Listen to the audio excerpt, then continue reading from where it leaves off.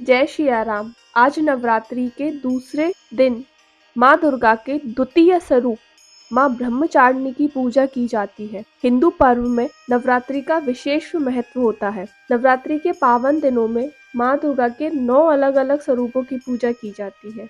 ऐसी मान्यता है कि जो व्यक्ति सच्चे मन से नवरात्रि के 9 दिनों तक व्रत रखते हुए या जो व्यक्ति व्रत नहीं भी रखते हैं, 9 देवियों की विधि विधान से पूजा करते हैं, उन पर माँ दुर्गा अपनी कृपा बरसाती है। नवरात्रि के दूसरे दिन हरा रंग पहने।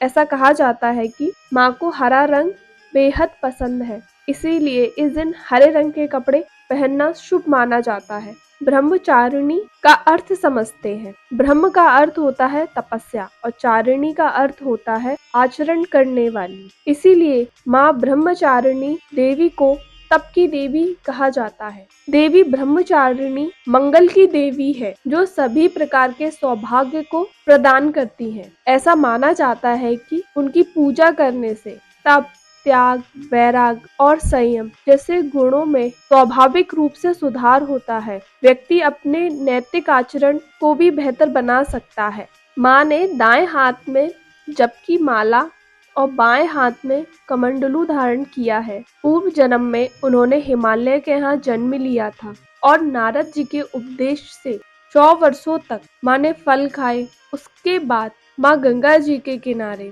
जहाँ से गंगोत्री का उद्गम हुआ है, वहाँ बैठकर उन्होंने तपस्या की। कई वर्षों तक माँ ने जमीन में गिरे हुए बेलपत्र खाए। उसके बाद माँ ने उन पत्तों को खाना भी छोड़ दिया, इसीलिए उनका नाम अपर्णा भी पड़ गया। माँ ने कई वर्षों तक निर्जल और निराहार रहकर तपस्या की। उनकी तपस्या से खुश होकर शंकर जी ने उनसे विवाह करने का उनको वरदान दिया।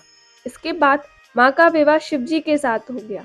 माँ की कथा का यह सार है कि मनुष्य के जीवन में कितनी भी कठिन परिस्थिति क्यों ना आए, उसको हमेशा स्थिर रहना चाहिए।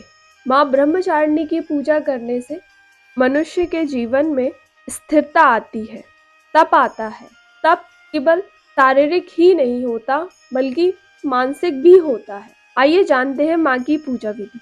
इस दिन सुबह ब्रह्म मुहूर्त में उठना चाहिए। स्नान आदि करके अपने पूजा स्थान को स्वच्छ करना चाहिए। उसके बाद माँ को गंगा जल से स्नान कराएं, फिर माँ को पंचामृत से स्नान कराएं। माँ को पंचामृत का स्नान बेहद पसंद है। कुमकुम, अक्षत, कमल के फूल और गुड़हल के फूल ही माँ को अर्पण करें। माँ को चीनी से बनी हुई वस्तु का भोग लगाएं, पर याद रखें भोग सात्विक होना चाहिए। माँ को पिस्ता की बर्फी भी बेहद पसंद है, अगर हो सके आप उसका भी भोग लगाएं।